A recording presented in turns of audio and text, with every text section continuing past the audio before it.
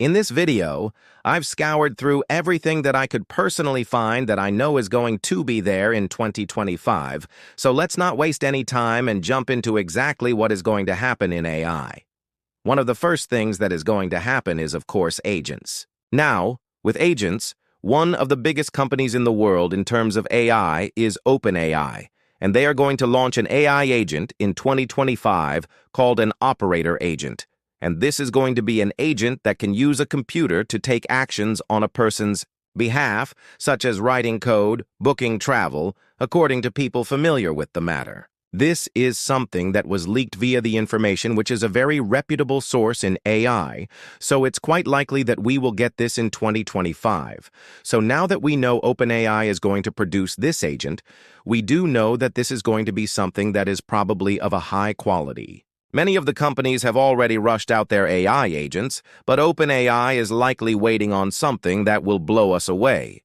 Now, if you're wondering on a timeline for this AI agent, I did make a video when this information was released, but the Cliff's Notes version of that is that in a staff meeting on Wednesday when it happened, OpenAI basically announced that this is going to happen in January. Now, with the AI industry, timelines do differ due to a variety of different factors, but essentially we could be experiencing this in just a month. So I won't be surprised if next month we do get some kind of research preview that OpenAI demos to us and shows us what an agent is capable of doing. But I do know as well that it could be February, since AI agents have been a bit tricky, and we haven't got them to work completely reliably. Now, if you're wondering what other kinds of agents OpenAI are going to be releasing in 2025, we also have the fact that they are going to be releasing several related agent research projects, and another one is not just one that works on your computer, but it's going to be one that executes tasks in your web browser. So this is going to be something that you have in your browser, and it's examples of web browser agents that I'm going to cover in a moment. And Sam Altman has actually spoken about agents in 2025 and why he believes they will change everything. Agents are the thing everyone is talking about. I think for good reason.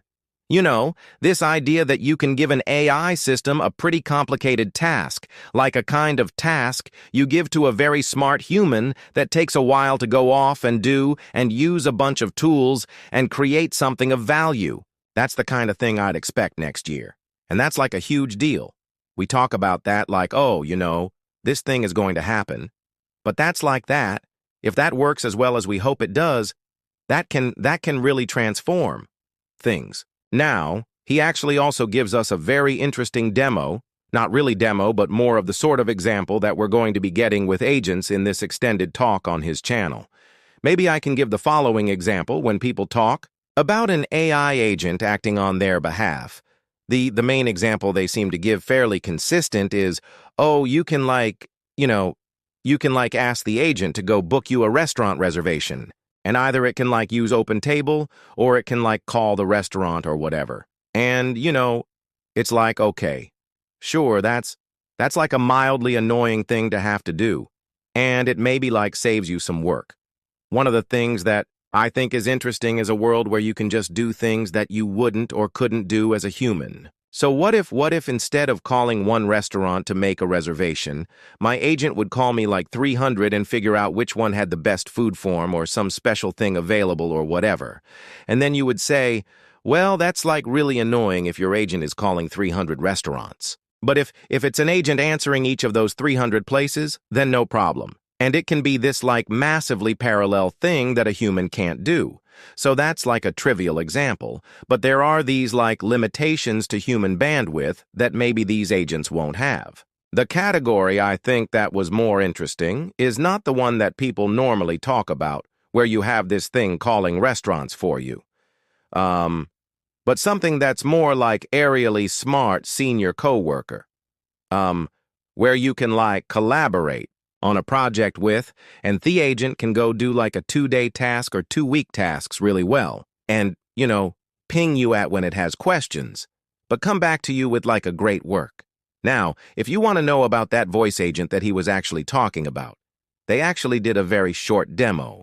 This is something that you probably didn't see because number one, I didn't even cover this, And no other channel has really covered this, because this was a private demo that OpenAI actually did, but it actually showcases what OpenAI's agents are going to be doing in 2025, where they're going to be able to call different stores and do things on your behalf.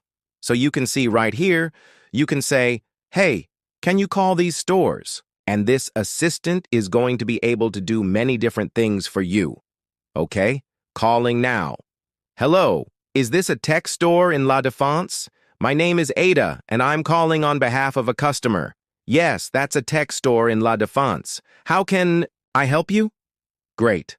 I'm calling to check if you have a OnePlus 12 and Floaty Emeralda is interested in picking it up today." "Oh, actually, we do have OnePlus 12, but we don't have that color. I'm sorry." "Oh, thank you. And what time do you close today? Katya will likely come by later to pick up the phone if she's happy with the color." "Yeah. I mean, we don't have emerald, but we do have silver and black. So yeah, I guess she can come up. We close at 7 p.m. Perfect. Thank you. I'll let Katya know that you have silver and black available. Thanks for your help and have a good day." "Thank you. You too." Now they aren't the only people that are doing this. You can see that Google have actually showcased their customer agent demo, and I do suspect that this will likely be rolled out in the later part of 2025. We just launched a customer agent, and it leverages Gemini and vector search to deliver a seamless shopping experience. What can we help you find? Well, I'd like that shirt, but I guess I have a few other specifications as well. So find me a checkered shirt like the keyboard player is wearing. I'd like to see prices, where to buy it, and how soon can I be wearing it, and include the video. Now, the customer agent is using Gemini's multimodal reasoning to analyze the text and video to identify exactly what I'm looking for. Then Gemini turns it into a searchable format. Okay, how cool is this? It found the checkered shirt I'm looking for, right? And some other great options in no time. And that's because these results harness Google's trusted search technologies, which ensures customers like me get the right results in record time. The suggested products are grounded in simple fashions, inventory, and historical performance, data to make sure customers leave happy and with that purchase in hand. Okay? The first one is perfect. It looks like I can have it delivered in 4 days, or pick it up nearby today. Like I said, I want to be wearing it tomorrow night, so I'm going to go with the local store to be safe. Of course, it never fails. They only have 3 left in my size. I don't want to miss out on wearing this shirt, so I'm going to go ahead, give the store a call, and ask them to set it aside for me. But first, let me tell you what's happening behind the scenes. Simple Fashion's customer agent is using Google Cloud's full suite of AI capabilities to offer customized support interactions. Facilitate transactions like purchases and returns and ensure that I'm receiving the most up-to-date information in real time. I'm so close to having this shirt for the concert, let's give the store a call. Hi there, this is the Simple Fashion customer agent at South Las Vegas Boulevard. Am I speaking with Amanda? Yes, this is Amanda. Great.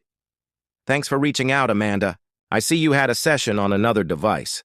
I've sent you an SMS message with a link to our live chat companion. If you would like to switch to chat, please click the link. How can I help you today? I'd like to purchase the shirt in my cart with the card I have on file. Absolutely. I see you're also a Simple Fashion Rewards member. Looks like you have a 20% off voucher available to you. Would you like to apply it to this purchase?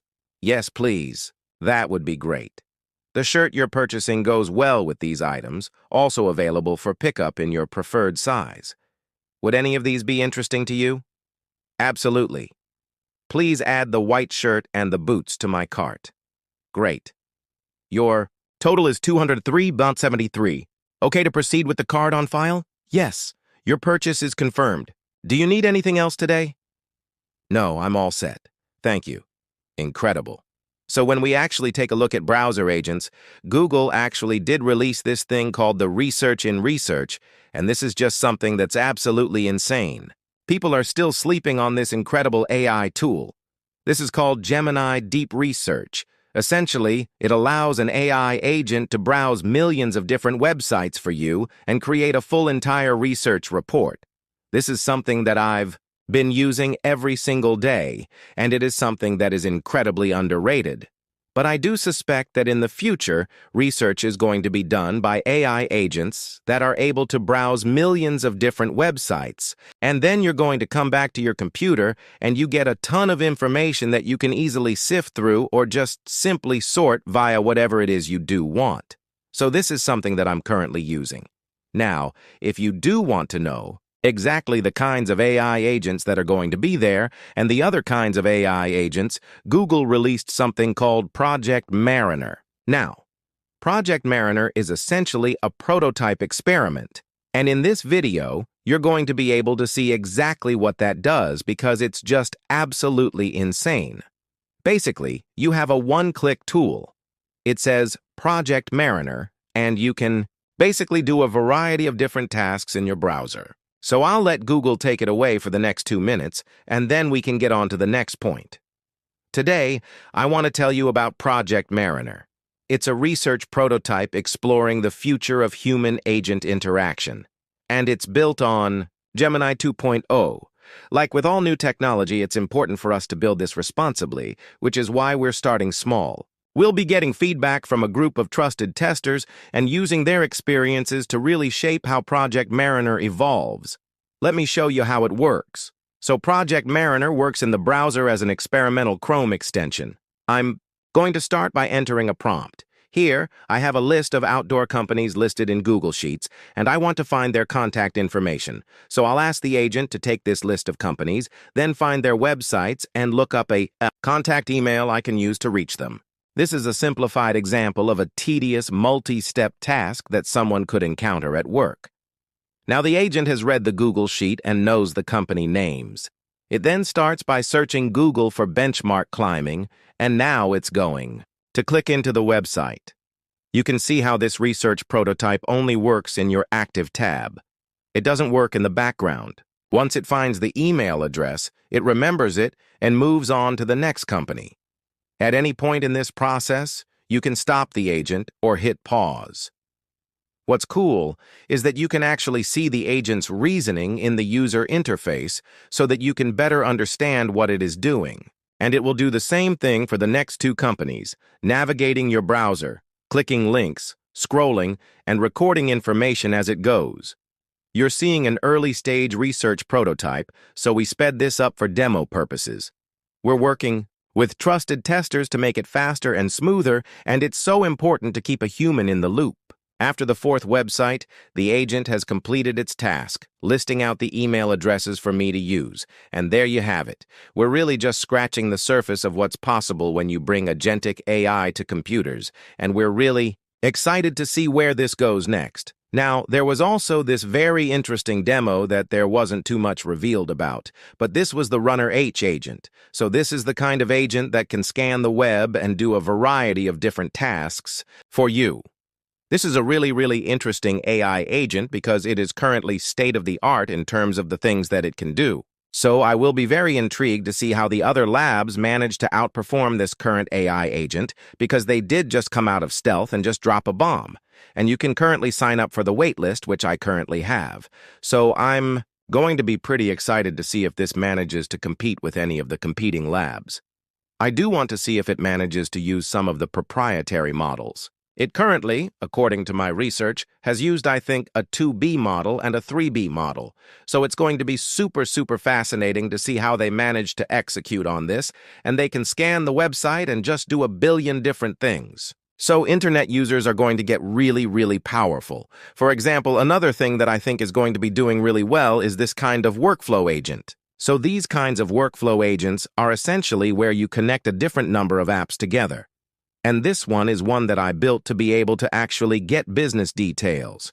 So you can see, get business details, it runs through a few APIs, then actually uses Claude to be able to store all those business details in a nice organized table.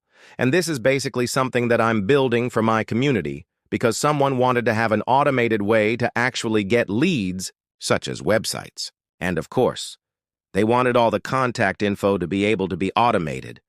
just an automated way to grow your business. And I feel like stuff with that in 2025 is really going to be coming even more commonplace.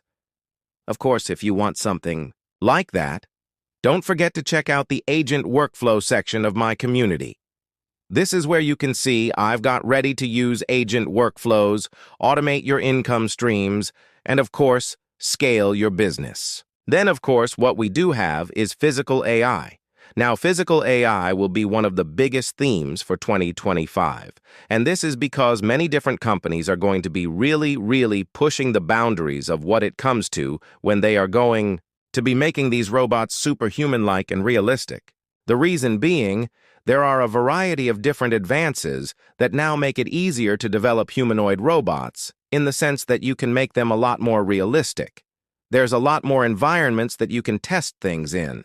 And we're likely going to see a real increase in the number of humanoids around. And these things are going to be doing a lot of human work.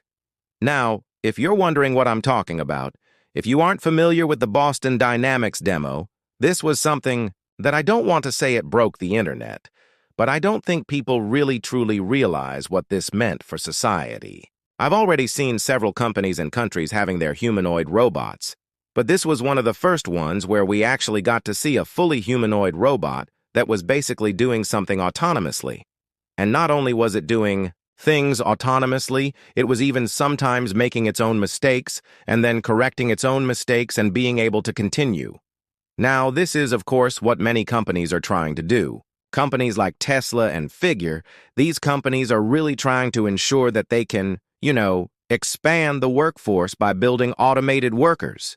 And these kind of robots are going to be the kind of employees that we're going to be seeing every year increase in terms of the sheer numbers of these individuals. So it's going to be really interesting in 2025 because it's quite likely that, some other companies are going to come out of the woodworks and show us the kind of humanoids they've been working on, and it's quite likely that we're going to see more and more extended demos of these robots being able to perform certain tasks, and, of course, be able to do them really effectively. Like what we see here. The robot manages to make a mistake. It's like, wait a minute, what just happened? And then it manages to fix this. Now, this also is a completely electric robot. So this is something that is 100% electric, which means, of course, it's better for the environment. Of course, it's a lot, lightweight as well as a little bit more lightweight. It's not like bulky and hydraulic like the previous version of, Atlas, which is what we had before.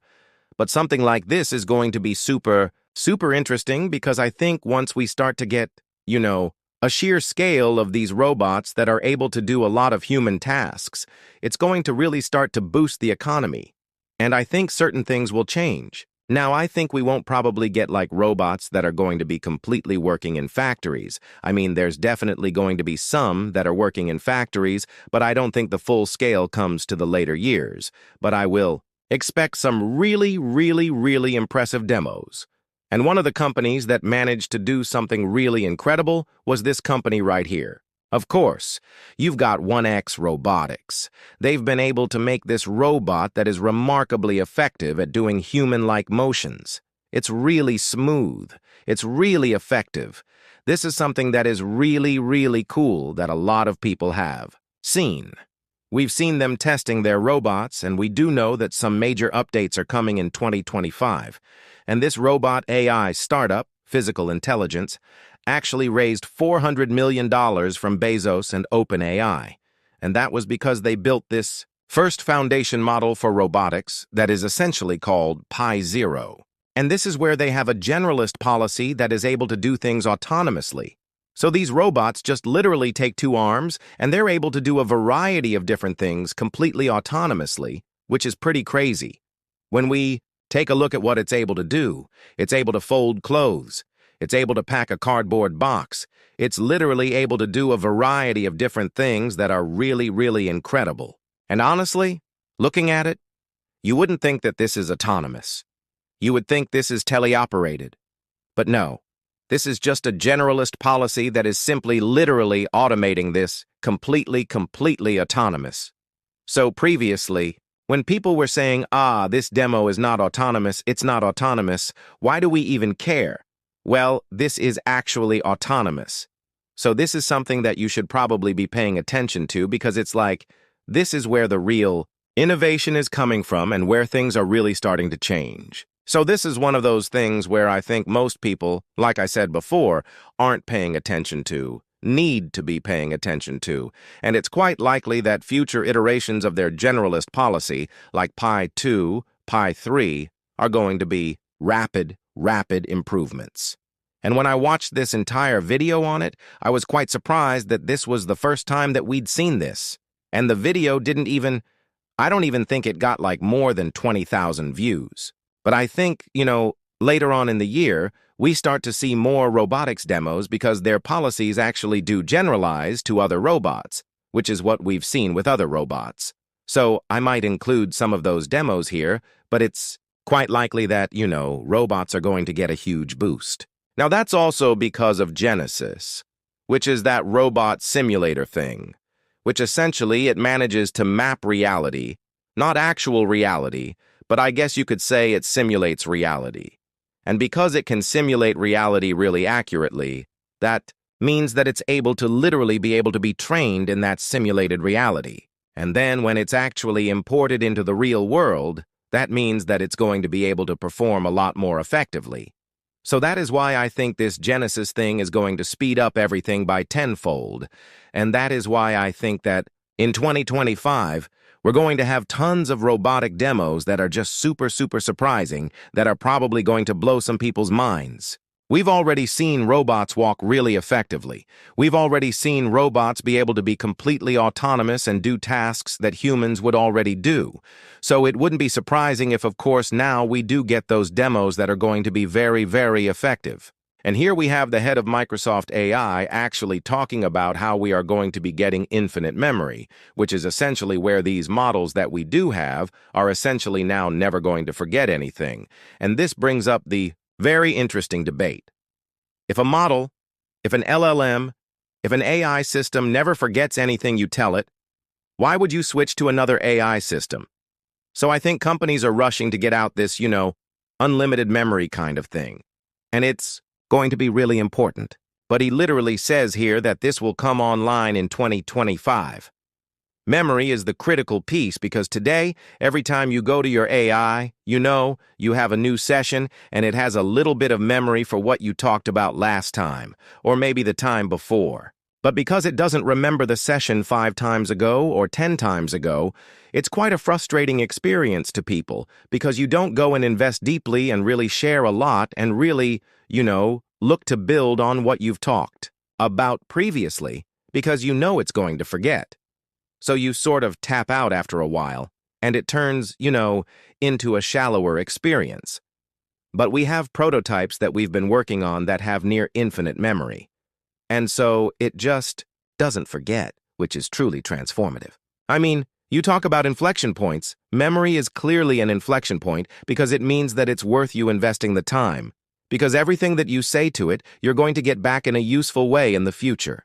You will be supported, you will be advised, it will take care of, in time, planning your day and organizing how you sort of live your life. So it's that capability alone, which I expect to come online in 2025, is going to be truly transformative. And for those of you who think that that just might be one clip, he actually said this twice in another interview. He said, memory is going to be done. We will nail memory in 2025. What's interesting about these, I'm really confident 2025 memory is done. Permanent memory, I mean, if you think about it, we already have memory on the web. We retrieve from the web, all the time. What's interestingly, as well, we also have another employee, an open employee or member of technical staff. I'm not entirely sure about this employee, that they are quite shrouded in secrecy. But we can see right here that they've posted soon, because someone actually posted, say, $200 a month and no increase in user memory is whack. What's the outlook on that?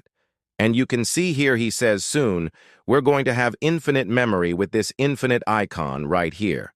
So it's quite likely that, we're going to get infinite memory very, very soon. It's just a matter of when they decided to roll that out. Now, if we take a look as well, there are going to be more thinking models. Thinking models are models that are a lot more smarter. Now, for most people, you won't actually realize this at all. You won't really know what's going on. And I say this because currently, the O1 models, from what I've seen, they're only really applicable to those who are in, some form of really extreme academia, like mathematics, physics, science, coding. Anyone that's at that real level is going to be getting value from it. So for those of you who aren't at the area where you're going to be using these thinking models, then of course this is going to be something that isn't of value to you. But it is something that is essentially the new paradigm in 2025, simply because, of course, the fact that, the GPT series is a little bit slowing down. But the only thing with that is that because they're slowing down, they're, of course, finding new ways to scale these models and make them smarter. And of course, they are doing that with the Yoto 1 series and thinking model. You can see right here that Google is, of course, adding their weight when it comes to the thinking models.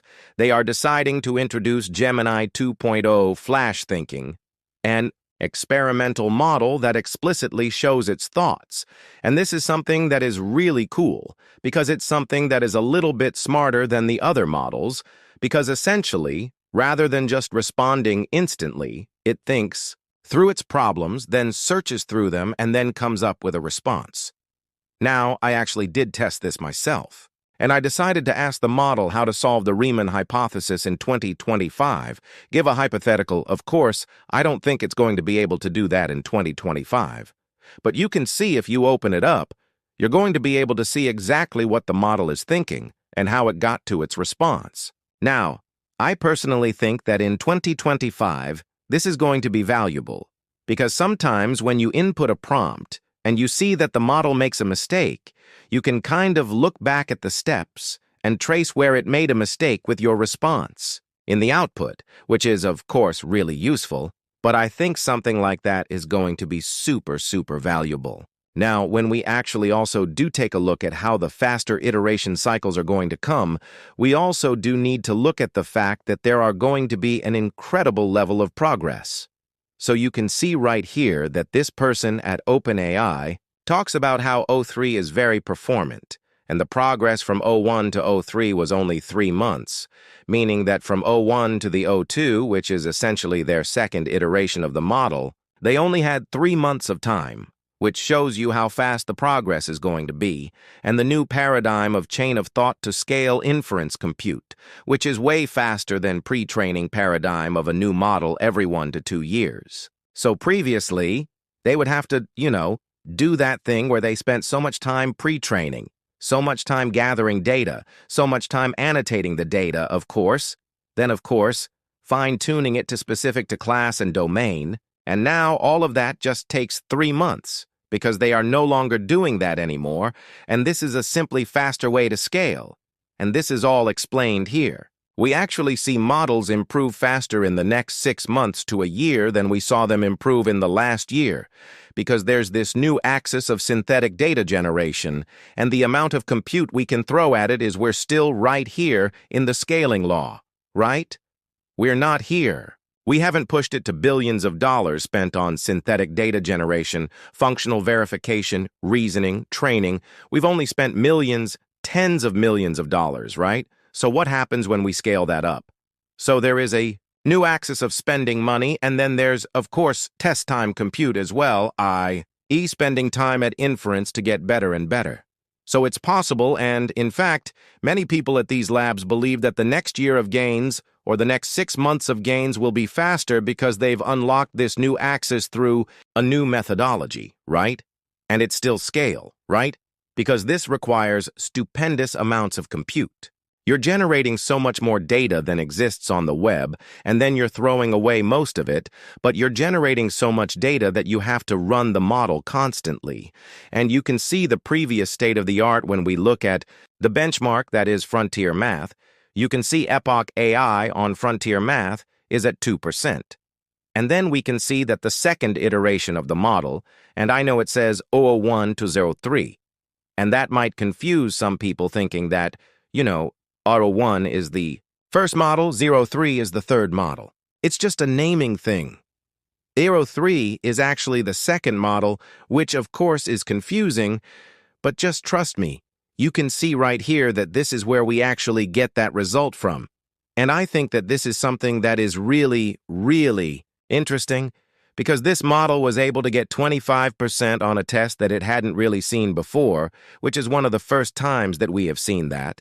And this is kind of, the first inclinations that we're really, really on a new level when it comes to AI. So this is something that I think is going to be really, really interesting, and I'm going to be, quite excited to see how this actually changes everything.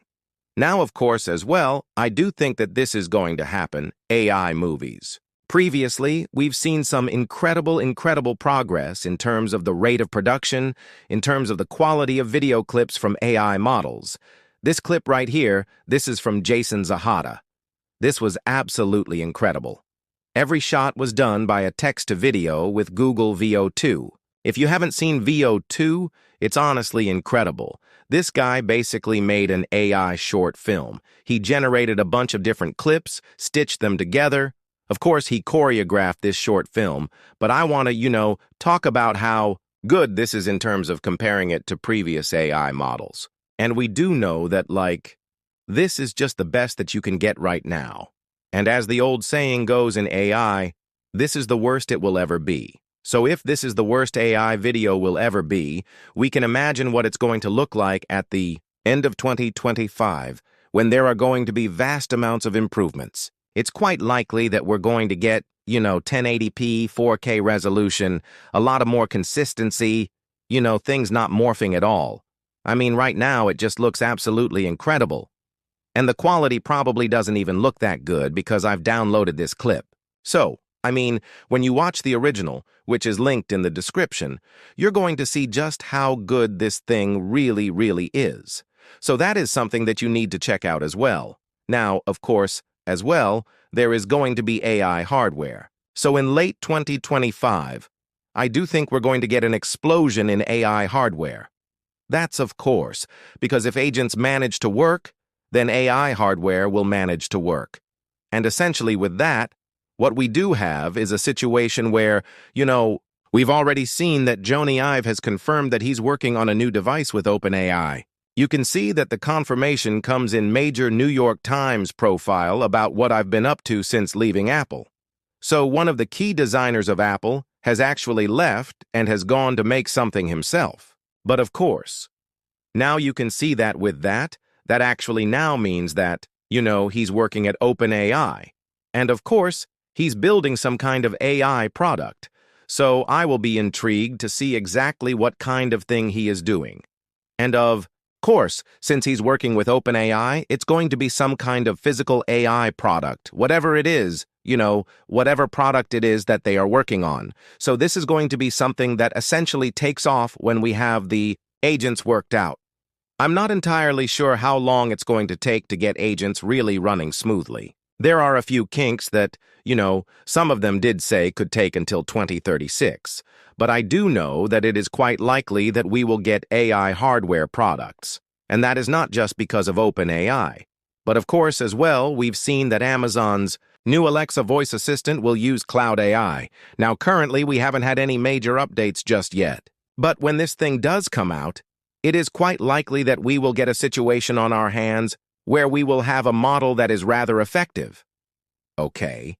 And Amazon Alexa has taken kind of the back seat in AI because that was one of the, first consumer AI products that people had around in their homes. And it was kind of like the advanced voice mode of the decade. But now that is going to be using Cloud AI. And it's going to be able to be, powerhouse. And they're literally calling it Remarkable Alexa in here, and it did expect to launch in October and require a subscription fee. But we haven't actually, had anything from that just yet. So I will be intrigued for more voice assistants. I do think that that will become commonplace. I'm not sure why just yet. But I do expect that in 2025, AI hardware might be a trend that some of these companies take advantage of. And, I actually recently looked at this website called friend.com, and I think that AI is going to become a little bit more human. So one of the things that I think as well is that right now, whilst AI is, I guess you could say it's a bit weird in the sense that, like, even when you talk to advanced voice mode, sometimes it's not human enough. It just, and I can't believe I'm saying that because it sounds remarkably human. But like, sometimes you'll know that it's robot. But imagine an AI that calls you and messages you and, has weird things and their own problems and stuff like that. I think that is going to be a theme moving into 2025, late 2025. And this is, one of the devices. This is a friend.com device. This is something that basically does exactly that. And I've spoken